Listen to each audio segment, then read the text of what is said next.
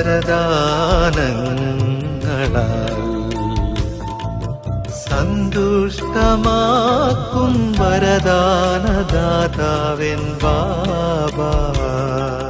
നാലു ബന്ധങ്ങളിൻ ഭാഗ്യം ഏകിടും അനുഗ്രഹീതമീ മാസം ജനുവരി